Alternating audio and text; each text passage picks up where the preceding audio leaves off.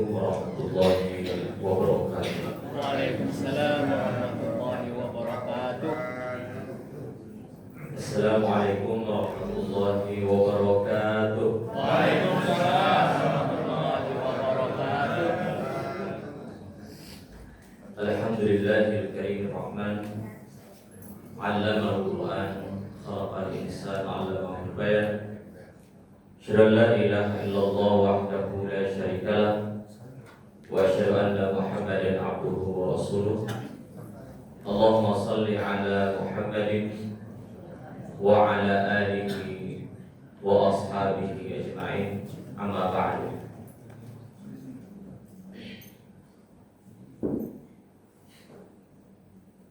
Bersyukur kepada Allah Subhanahu wa taala atas segala nikmat yang Allah berikan.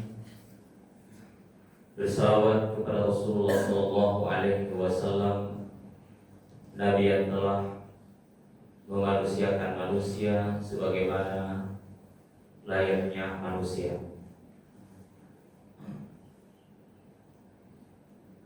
Bapak Ibu, saudara-saudari sekalian, jamaah Masjid Baitul Muhajirin yang dirahmati Allah Subhanahu wa taala. Tema yang akan kita sharing pada subuh yang berbahagia ini yaitu hikmah dari hijrah Nabi sallallahu alaihi wasallam. Jadi tanpa terasa kita sudah berada di hari yang ke-8 atau tanggal 9 ya. Tanggal 9 di bulan Muharram. Besok tanggal 10. Tentu disunahkan berpuasa bertepatan dengan hari Asyura, dan untuk membedakan dengan orang-orang Yahudi maka disunahkan berpuasa pada tanggal 9. Ada tradisi menarik, dan ini menarik untuk dilestarikan, bahwa setiap Muharram, khususnya 1 Muharram, kita memperingati peristiwa hijrah Nabi sallallahu alaihi wasallam ke Madinah. Namun yang menjadi pertanyaan, benarkah Nabi sallallahu alaihi wasallam hijrahnya di bulan Muharram? Benarkah Pak? Nabi hijrah di bulan berapa Pak?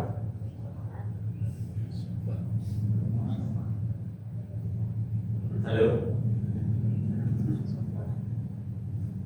Baik. Jadi kalau kita lihat fakta sejarahnya, Rasulullah tidak hijrah di bulan Muharram. Kalau para sahabat ya, sebagian besar sahabat memang memulai setelah bulan Zulhijjah itu masuk bulan Muharram, itu memang sebagian besar sahabat mulai di bulan Muharram.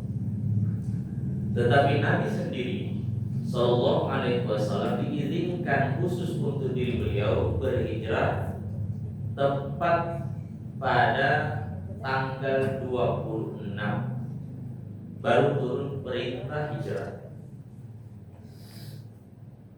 Di malam 27 di bulan Safar ya, baru meninggalkan rumahnya menuju Gua Thaur.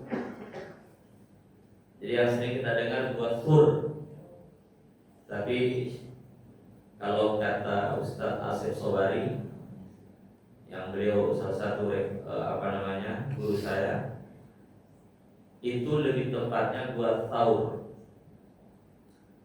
Jadi beliau bermalam di Gua Thaur selama 3 hari, dan meninggalkan 2 tahun tepat pada 1 Rabiul Awal. Jadi ini menarik Pak. Beliau lahir, walaupun ada perbedaan pendapat, tapi yang masyhur beliau lahir di bulan Rabiul Awal. Walaupun tanggalnya berbeda-beda pendapat. Ada yang, dan beliau hijrah di bulan Rabiul Awal dan wafat juga di bulan Rabiul Awal.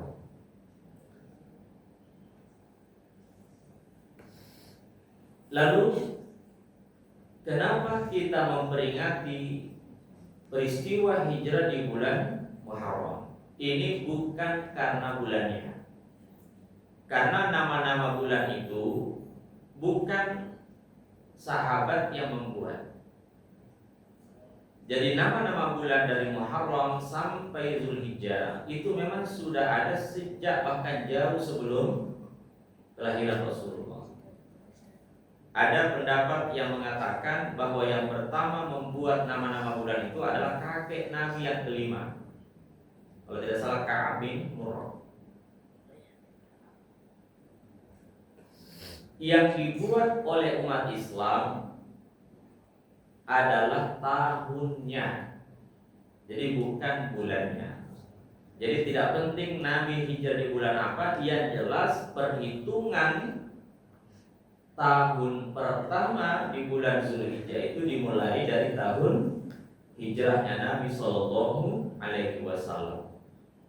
Jadi yang pertama kali mencanangkan atau menetapkan kalender Islam adalah di masa kekhalifahan Umar bin Khattab. Jadi pada masa itu belum ada penetapan tahun. Jadi menurut riwayat yang saya baca, pada masa itu Khalifah Amirul Mukminin, ini ada perbedaan pendapat. Apakah Amirul Mukminin yang mengirim surat atau dari yang lainnya? Jelas salah satu khalifah atau gubernur khalifah yang bernama Abu Musa Asy'ari, gubernur Kufah saat itu, menerima surat. Di dalam surat itu ada tanggal, ada bulan, ya kalau tidak salah bulan Sya'ban, tapi tidak ada tahunnya Pak. Sehingga bayangkan ada tanggal, ada bulan, tidak ada tahun, sehingga apa? Sulit untuk mengarsipkan ini bulan Sya'ban kapan ini, tahun ini atau tahun kemarin.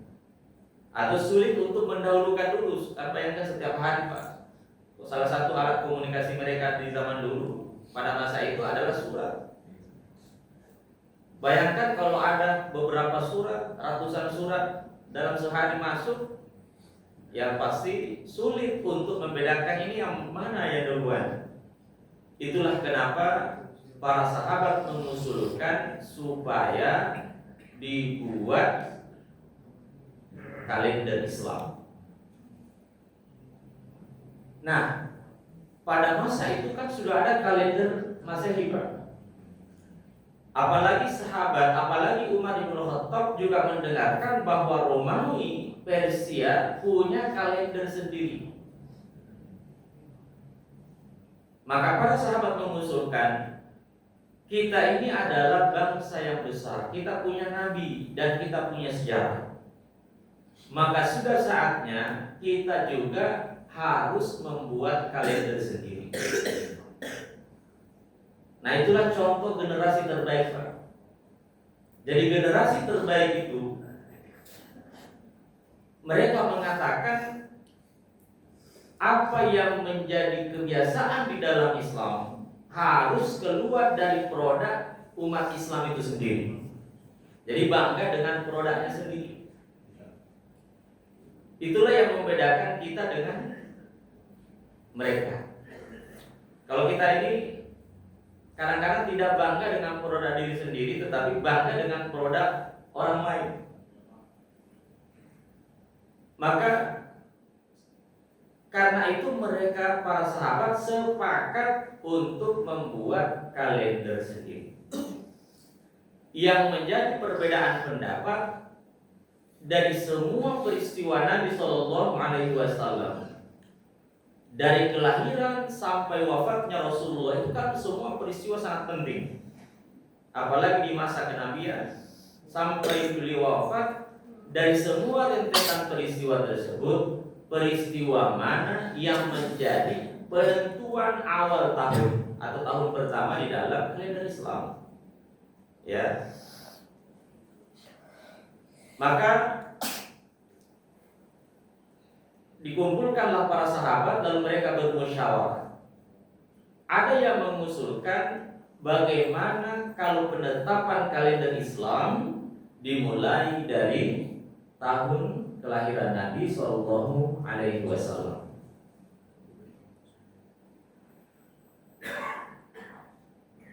Dan para sahabat, sebagian sahabat menolak dan mengatakan,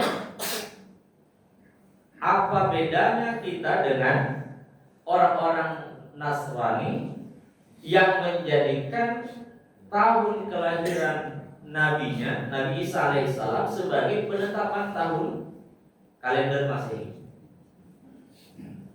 Dan saya sudah jelaskan bahwa salah satu ciri dakwah Nabi Muhammad atau salah satu yang menarik dari risalah yang dibawa oleh Rasulullah, selalu ingin berbeda dengan kaum-kaum terdahulu. Salah satu contoh tadi, ketika Rasulullah Shallallahu Alaihi Wasallam melihat orang-orang Yahudi berpuasa pada hari Asyura 10 Muharram, ditanya oleh Nabi, apa yang kalian lakukan? Mereka mengatakan, orang-orang Yahudi ini kan pertama kali Rasulullah berinteraksi langsung, ya, maksudnya secara bermasyarakat dengan orang-orang Yahudi. Mereka pernah bertanya, apa yang kalian lakukan? Orang Yahudi mengatakan, kami berpuasa. Kenapa kalian berpuasa pada 10 Muharram? Mereka mengatakan, kami berpuasa sebagai bentuk penghormatan kami kepada Nabi Musa, karena Nabi Musa berpuasa pada bulan Muharram sebagai bentuk rasa syukurnya atas kemenangannya kepada musuh-musuhnya. Maka kata Rasulullah Shallallahu Alaihi Wasallam, kalau begitu kami lebih berhak berpuasa dan menghormati Nabi Musa daripada kalian. Tapi apa yang terjadi, Pak? Ternyata ini menjadi senjata bagi orang-orang Yahudi dan orang-orang munafik, dan mengatakan, tuh lihat Muhammad, katanya ingin berbeda dengan kita. Tuh lihat Muhammad katanya ingin selalu, coba lihat, setiap hari Pak, kita membaca apa? Ghairil maghdubi alaihim waladhdallin, apa artinya Pak? Bukan jalannya orang yang dimurkai, yaitu orang Yahudi, waladhdallin, dan bukan jalannya orang Nasrani. Bayangkan Pak, tidak kurang dari 17 kali kita mengulang ayat ini dalam keseharian kita. Ini baru dalam sholat 5 waktu, belum sholat sunnahnya, belum zikirnya. Ini selalu diulang-ulang. Bahkan dalam banyak hal Nabi ingin berbeda, Pak. Coba lihat, Pak. Pertama kali apa yang pertama dibangun Nabi ketika hijrah ke Madinah, Pak? Masjid. Ya. Oke. Sekarang saya mau tanya, gedung apa yang pertama dibangun Nabi? Atau semacam gedung lah, atau fasilitas apa yang pertama dibangun Nabi ketika hijrah ke Madinah? Masjid. Selain masjid apa? Ya. Cuma ini kan masjid. Nah, ini benar. Betul bahwa memang yang fasilitas yang pertama dibangun Nabi adalah masjid. Tapi ada yang kadang-kadang lupa, kadang-kadang hal yang menurut saya secara pribadi ini adalah hal yang juga sangat penting selain dari masjid, adalah pasar. Ini yang jarang diangkat. Di tahun pertama, nanti kita akan, mudah-mudahan cukup waktu kita untuk membahas di sini. Jadi ada hal yang dibangun Nabi, dan inilah yang paling membuat orang Yahudi kepanasan. Kalau masjid, mungkin orang ini biasa aja. Tapi yang kadang kita lupakan adalah ternyata selain masjid, fasilitas yang pertama dibangun Nabi di tahun yang sama adalah pasar. Dan apa motivasinya, Pak? Dan yang menarik, Nabi membangun pasar itu tepat di depannya pasar orang Yahudi, Pak. Pasar yang, karena begini, yang menguasai pasar ternyata di Yahudi, di Madinah itu sebelum Nabi hijrah adalah orang-orang Yahudi yang menguasai ekonomi, Pak. Dan Nabi SAW apa yang dibangun? Tidak memboikot produk Yahudi, tidak. Walaupun memboikot hari ini salah satu solusi, tetapi itu bukan solusi yang paling. Yang dibangun Nabi adalah membuat pasar pas di depannya pasar orang Yahudi. Dan ini yang paling membuat orang Yahudi, dan hanya dalam waktu setahun pasar kaum muslimin, pasar Nabi mengalahkan pasar orang Yahudi yang dibangun sudah ratusan tahun dengan sistem ribawi. Hanya dalam waktu setahun pasar itu mengalahkan pasar, atau bahkan membuat sepi pasarnya orang Yahudi. Nah, ini kadang jarang diangkat oleh para khatib kita. Ya, nanti ya mudah-mudahan setelah ini, karena kita butuh dai, Pak. Bukan hanya dari sisi yang ceramah. Kalau ceramah kayaknya banyak. Tapi dai yang dibutuhkan adalah terkait dengan pergerakan ekonomi. Ya. Nah, saya kembali kepada ciri dakwah Nabi itu selalu ingin berbeda dengan orang Yahudi. Nah, kata orang Yahudi begini. Coba lihat itu Muhammad. Selalu katanya ingin berbeda dengan kita, ya kan? Selalu ingin berbeda dengan kita, tapi coba lihat. Dia disaking tidak maunya sama dengan kita, dia bangun pasar sendiri. Bahkan setiap hari baca ghairil maghdubi alaihim waladdallin. Tapi tidak usah takut. Kenapa? Nah, ini coba, kalau orang kala itu, Pak, cari akal. Oh, kalau begitu cari celahnya. Oh, ternyata tidak usah takut dengan dakwahnya Muhammad. Dia membangun framing. Tidak usah takut. Kenapa? Walau Muhammad dan pengikutnya ingin selalu berbeda dengan kita, tapi jangan takut. Ternyata sama. Kita Muhammad dengan kita sama. Kenapa? Kiblat kita sama-sama ke Baitul Maqdis. Itulah kenapa, Pak. Kenapa Nabi SAW tiba-tiba ingin mengalihkan kiblatnya ke Baitul Masjidil Haram.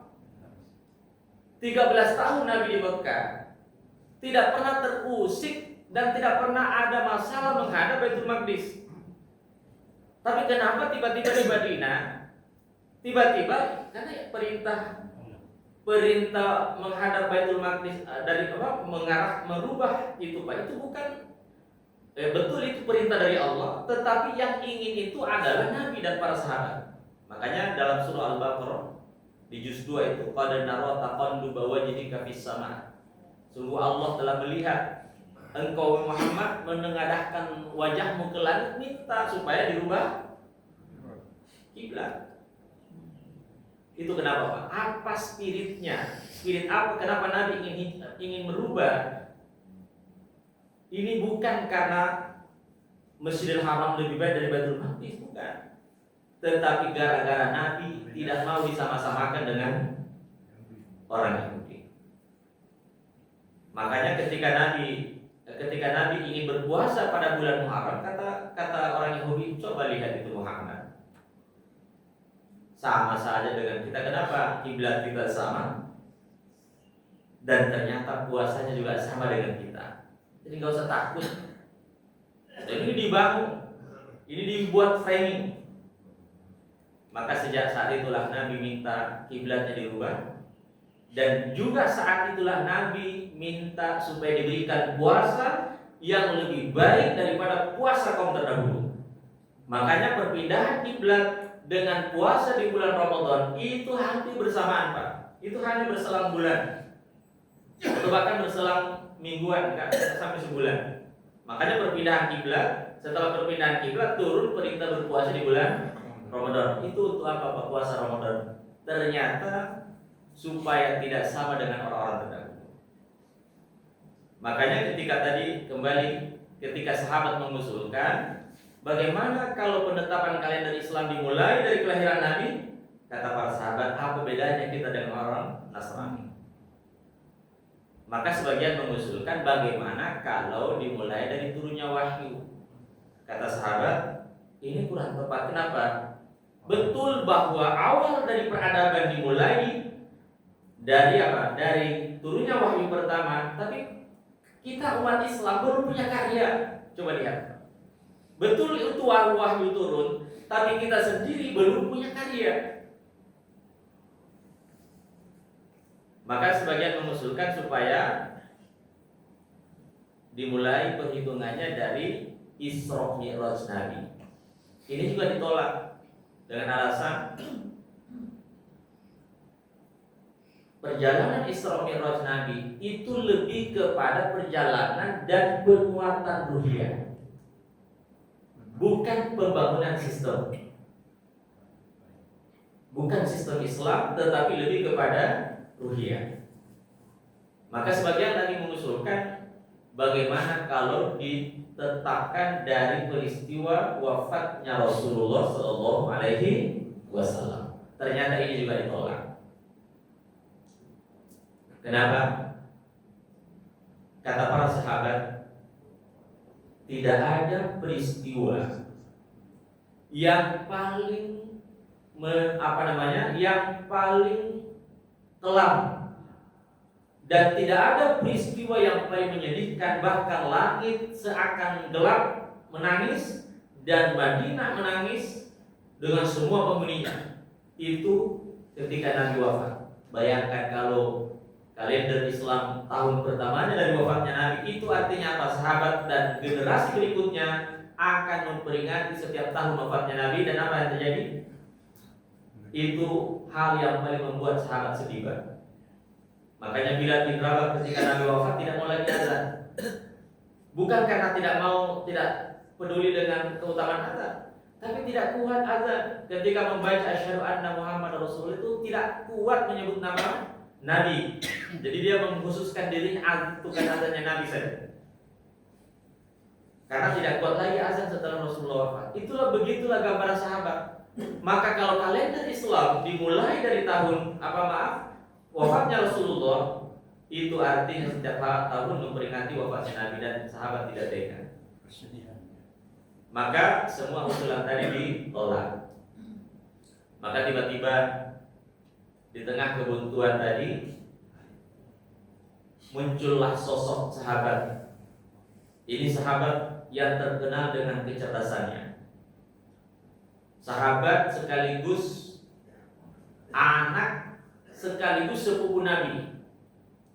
Ya. Jadi Ali itu sejak kecil diasuh oleh Nabi. Makanya wajar ketika beliau terkenal dengan kecerdasannya. Ali radhiyallahu anhu mengusulkan agar permulaan kalender Islam dimulai dari tahun hijrahnya Nabi Shallallahu Alaihi Wasallam, dan para sahabat sepakat. Kira-kira kenapa, Pak? Sahabat sepakat. Itu artinya ada sesuatu pada peristiwa hijrah Nabi. Itu artinya para sahabat sadar bahwa di antara rentetan peristiwa dari kenabian sampai wafatnya Nabi, peristiwa yang paling menentukan keberlangsungan dakwah Islam ditentukan dari hijrah Nabi. Kenapa? Karena hijrahnya Nabi adalah masa transisi dari dakwah yang penuh dengan kesulitan menuju dakwah yang penuh dengan kesuksesan, kemudahan. Ya. Yang kedua, di antara hikmah penetapan kalender apa? Kata para sahabat, hikmah atau ulama menggambarkan bahwa di antara hikmah penetapan kalender Islam ini, Pak. Jadi itu penetapan kalender Islam itu pertama kali dilakukan di 7 tahun setelah Rasulullah atau 17 tahun setelah peristiwa hijrah baru dibuat kalender Islam. Dan apa di antara hikmahnya? Kata para ulama, agar umat Islam tidak melupakan sejarah Rasulullah, sejarah nabinya, ya, khususnya hijrah Nabi Shallallahu Alaihi Wasallam. Ini penting, Pak. Jadi belajar sejarah itu bahkan para ulama mengatakan itu sama dengan belajar tauhid, Pak. Jadi kedudukan belajar sirah nabawiyah, belajar sejarah Nabi itu sama kedudukannya dengan belajar tauhid. Kenapa? Karena syahadat kaum muslimin ada 2, Pak, ya. Yang pertama, asyhadu an la ilaha illallah, itu lebih ketahui, mengesahkan Allah. Tapi jangan lupa tidak sah syahadat yang pertama kalau tidak wa asyhadu anna Muhammad Rasulullah. Tidak mungkin benar syahadat kita, Pak, kalau kita tidak paham tauhid, dan tidak akan lengkap tauhid kita kalau tidak mengenal bagaimana mungkin kita bersaksi bahwa tiada Tuhan, bahwa Rasulullah Muhammad adalah utusan dan rasulnya. Tidak akan lengkap syahadat kita, tidak akan bermakna rasanya syahadat kita kalau kita tidak mengenal siapa yang kita saksikan itu. Maka para ulama mengatakan belajar sirah nabawiyah, belajar sejarah itu, Pak, sama kedudukannya dengan belajar tauhid. Karena ada banyak peristiwa dari sejarah Rasulullah Shallallahu Alaihi Wasallam itu syarat dengan pelajaran. Ya, waktu kita terbatas. Jadi sebenarnya kalau kita belajar sirah nabawiyah itu, Pak, itu sama dengan belajar semua ilmu. Ya. Jadi hijrah Nabi adalah masa transisi dari kesulitan menuju kesuksesan. Jadi di antara hikmah belajar sirah penetapan kalender tadi agar umat Islam tahu sejarah Nabi, khususnya peristiwa hijrah, dan tahu rentetan peristiwa sebelum hijrah yang ditandai diwarnai dengan kesulitan, dan tahu beberapa peristiwa yang terjadi setelah hijrah yang diwarnai dengan kemudahan dan kesuksesan. Baik. Nah, ini sedikit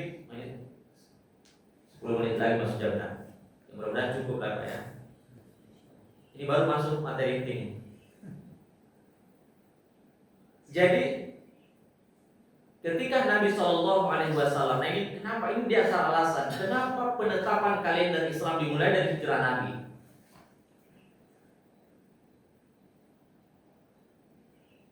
Betul bahwa hijrah Nabi adalah masa transisi, Pak. Tapi hijrah Nabi itu bukan berarti menghindari masalah. Menghindari masalah supaya hijrah itu supaya tidak ada masalah lagi, ternyata tidak juga, Pak. Jadi hijrah Nabi itu bukan hal yang mudah sebenarnya. Nanti kita mudah-mudahan cukup waktu kita untuk menggambarkan betapa sulitnya perkara hijrah ini, dan betapa beratnya ujian, dan betapa besarnya pengorbanan Nabi dan para sahabat ketika Nabi hijrah, dan para sahabat hijrah. Nanti kita mudah-mudahan cukup waktu untuk menjelaskan. Kenapa, Pak? Kita lihat Makkah Quraisy sebelum Nabi hijrah. Jadi pada tanggal 26 di bulan Safar tadi, di siang hari, ada yang mengatakan di pagi hari, tapi yang kuat di siang hari, Pak. Di musim panas.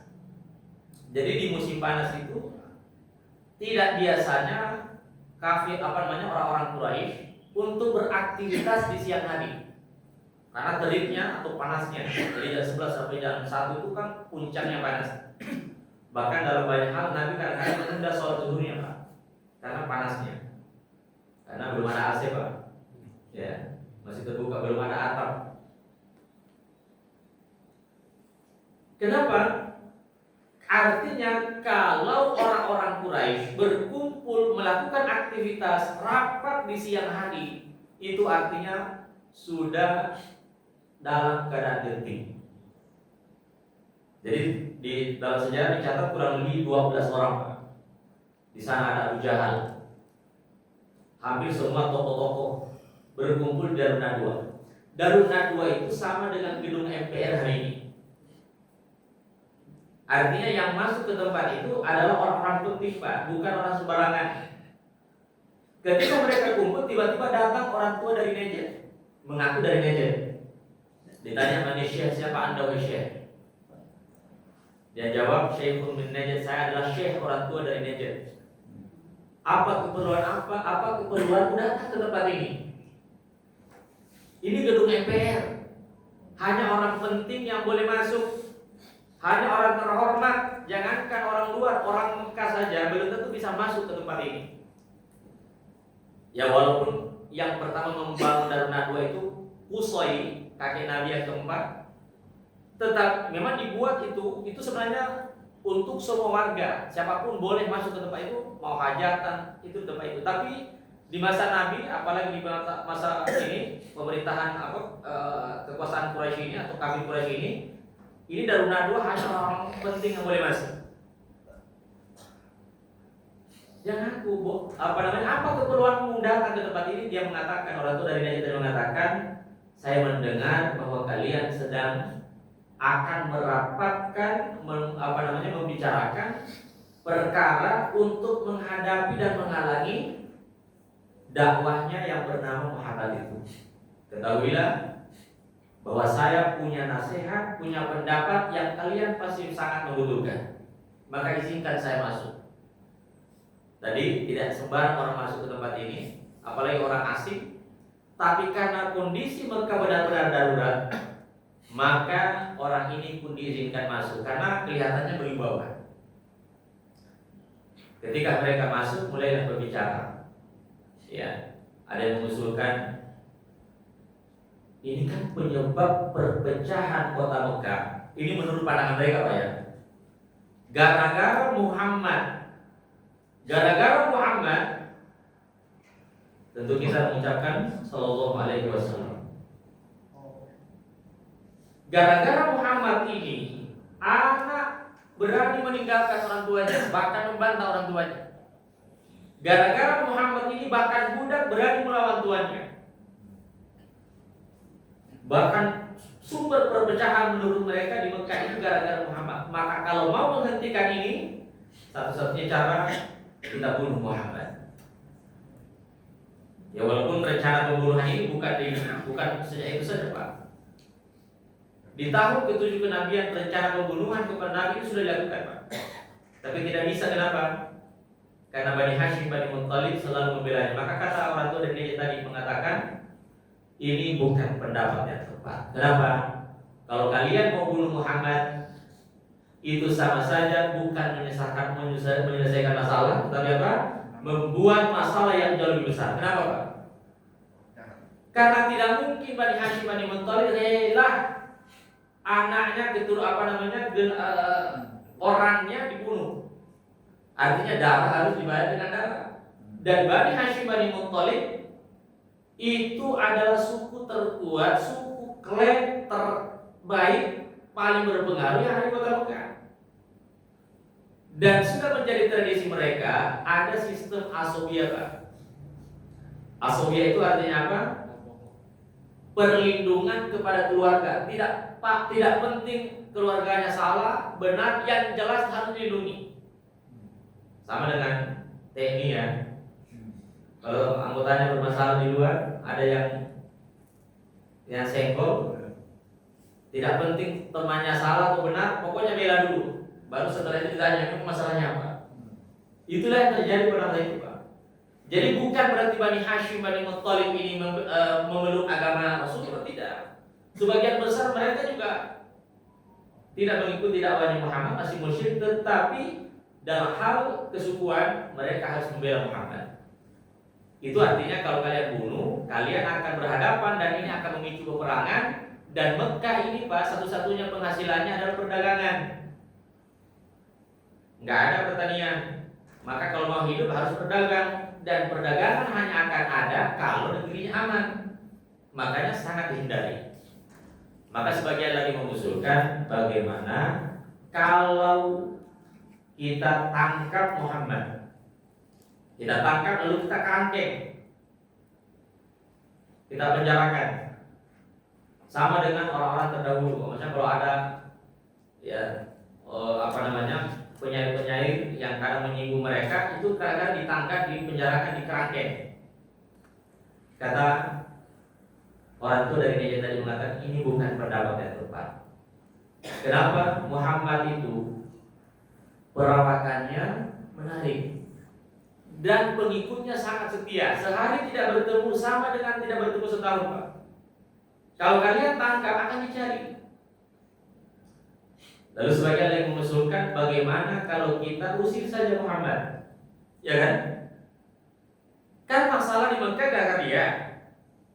Katanya kalau sepertinya ingin hijrah juga, karena para sahabatnya pengikutnya sudah pada hijrah. Sepertinya mau keluar, biarkan saja hijrah. Kalau perlu usir supaya membunuh citranya, sekalian kita usir dari kota Mekah. Kan selesailah masalah kita kan, kalau sudah orang ini diusir. Apa kata orang tua dari Najat tadi? Ini juga bukan pendapat yang tepat. Kenapa?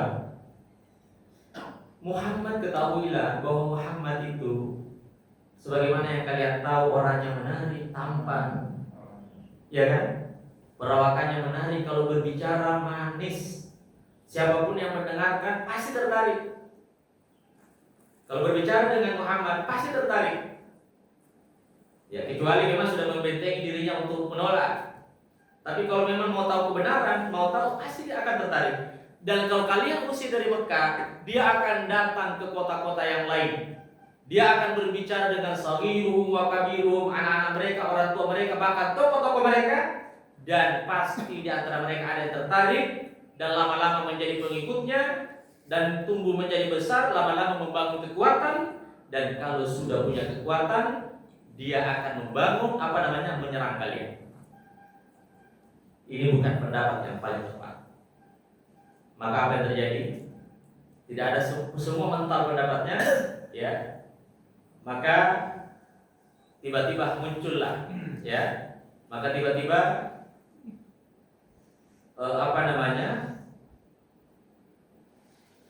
muncul Abu Jahal, ya. Tiba-tiba Abu Jahal memberikan usulan. Apa kata Abu Jahal? Saya punya pendapat yang kalian pasti akan setuju dengan pendapat saya. Bayangkan Pak, siapa yang memberikan usulan? Abu Jahal. Kata Rasulullah, ini adalah Fir'aunnya umat ini. Jadi setiap generasi itu ada Fir'aun, Pak. Dan Fir'aunnya umat ini adalah Abu Jahal. Itu ketika terbunuh di Perang Badar. Apa pendapatnya? Kita kumpulkan atau kita ambil atau kita datangi setiap suku yang ada di kota Mekah.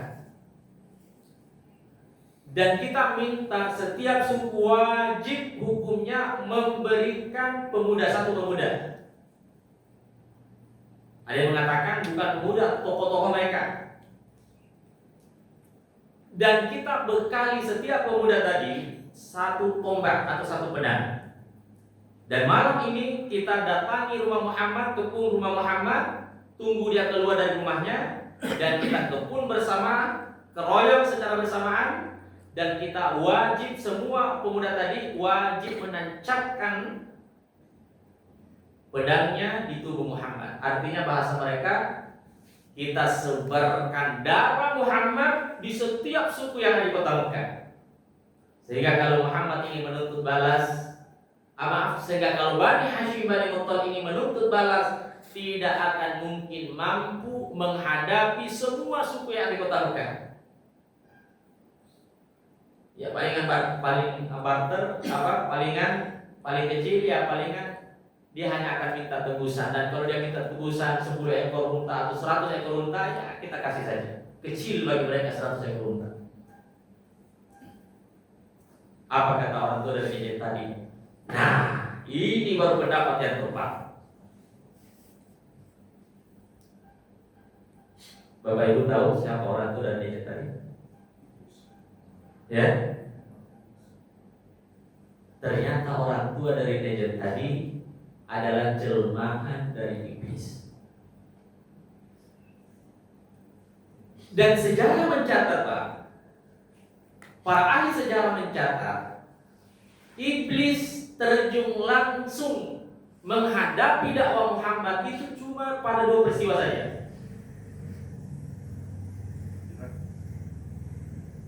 Betul, ada beberapa riwayat yang lain bahwa iblis pernah bertemu dengan Nabi, tapi tidak menghalangi dakwah, hanya berinteraksi biasa. Tapi untuk benar-benar menghalangi dakwahnya Muhammad itu hanya pada 2 peristiwa. Kan iblis kan punya pasukan, punya ring 1 70.000 pasukan. Nggak perlu terjun langsung, artinya kalau mau cukup kirim pasukan. Tapi kalau iblis terjun langsung itu artinya ada sesuatu. Dan terjun langsung menghalangi dakwahnya Muhammad cukup pada 2 peristiwa tadi. Yang pertama hijrah Nabi, yang kedua pada perang Badar. Artinya apa? Kalau komandannya langsung yang terjun berarti perang Badar maupun hijrah Nabi, inilah peristiwa yang paling menentukan berlangsungnya dakwah Islam. Makanya di antara hikmahnya, Pak, hikmah yang bisa kita ambil adalah siapapun di antara kita yang ingin hijrah, baik dari tempat yang buruk ke tempat yang lebih baik, hijrah dari kebiasaan buruk ke tempat kebiasaan yang lebih baik, itu bukan hal yang mudah. Kenapa? Satu-satunya atau satu di antara hal yang paling dibenci oleh iblis adalah perkara hijrah. Kenapa? Iblis sendiri, Pak, yang akan menggagalkan. Dan kalau kita tahu berarti artinya kita siap.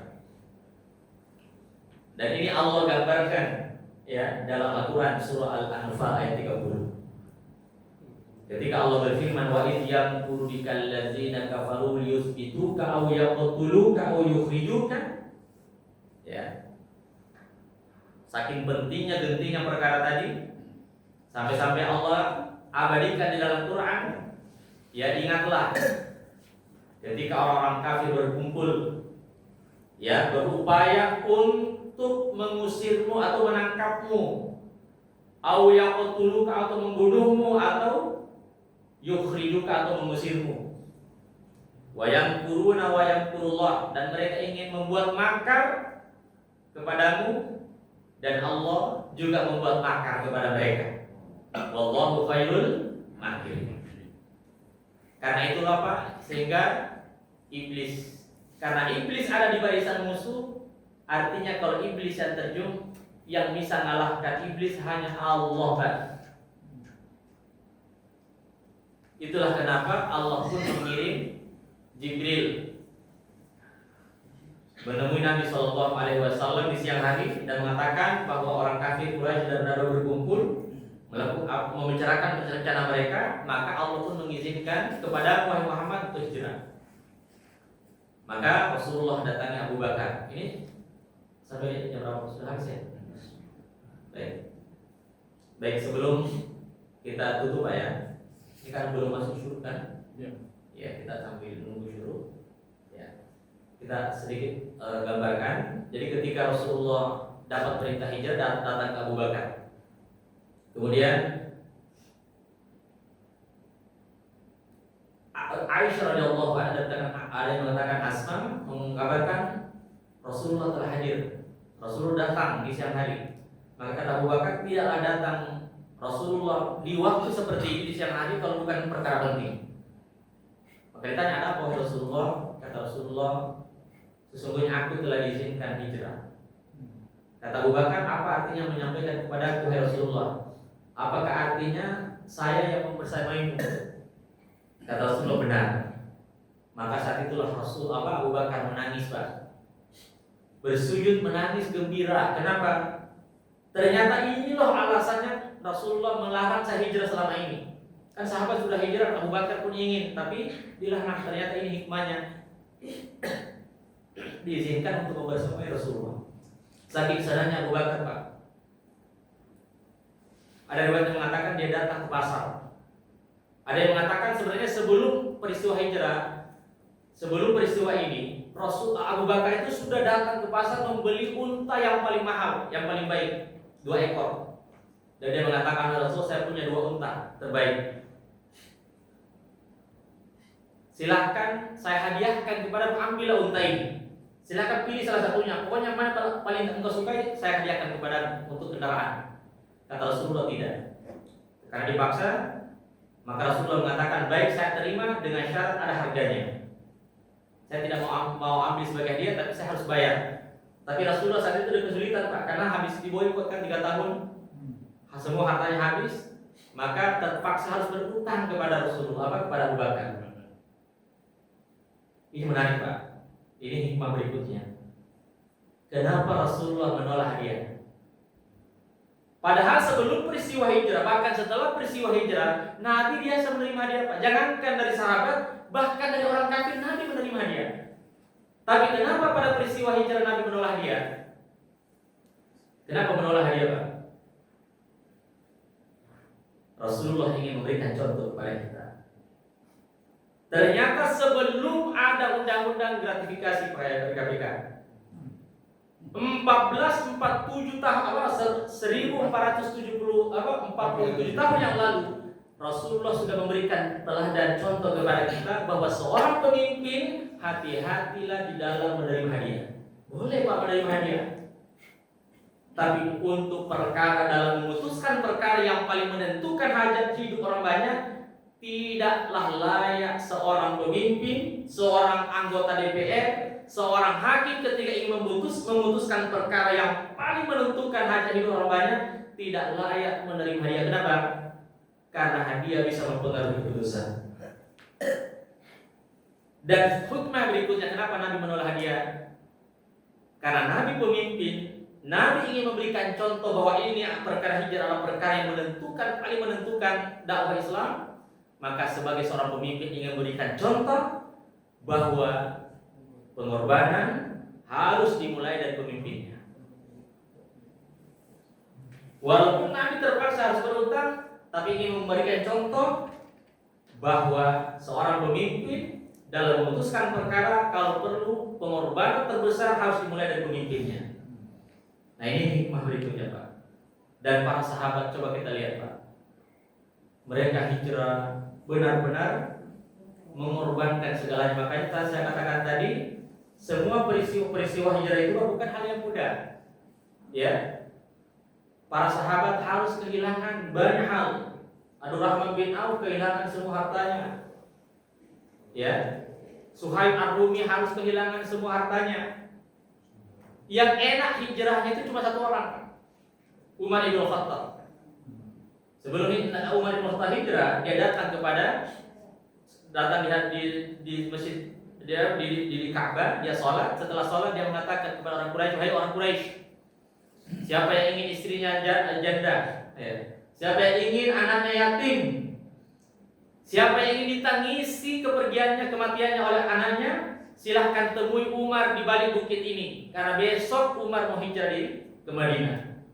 Besoknya, Pak, tidak ada satupun yang muncul. Sepi. Kenapa? Karena takut kepada Umar. Tapi ini strategi, Pak. Tapi Nabi kenapa hijrah secara sembunyi? Ini bukan karena takut, tapi ini syarat dengan pelajaran, Pak. Inilah ilmu, inilah strategi yang diberikan oleh Rasulullah SAW.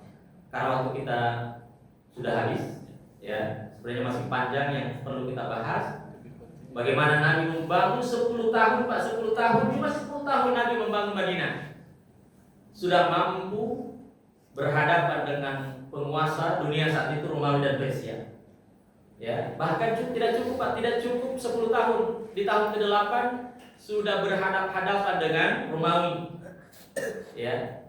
Bayangkan bagaimana Nabi membangun Madinah. Yang tadinya Madinah tertinggal, Pak. Tapi hanya dalam waktu 10 tahun, bahkan tidak sampai 30 tahun, 2 aja negara di daerah Romawi dan Persia semuanya sudah dibuka, semuanya sudah dibebaskan oleh kaum muslimin. Maka itulah kenapa peristiwa hijrah adalah peristiwa yang paling menentukan. Maka mudah-mudahan apa yang saya sampaikan bermanfaat, khususnya bagi saya secara pribadi dan kita semuanya. Mungkin ini yang bisa disampaikan, Pak. Ada pertanyaan untuk cukup? Cukup ya, kita tutup dengan doa kafaratul majlis. Subhanallah wa bihamdihi, asyhadu an la ilaha illa anta, astaghfiruka wa atubu ilaik. Assalamualaikum warahmatullahi wabarakatuh. Waalaikumsalam warahmatullahi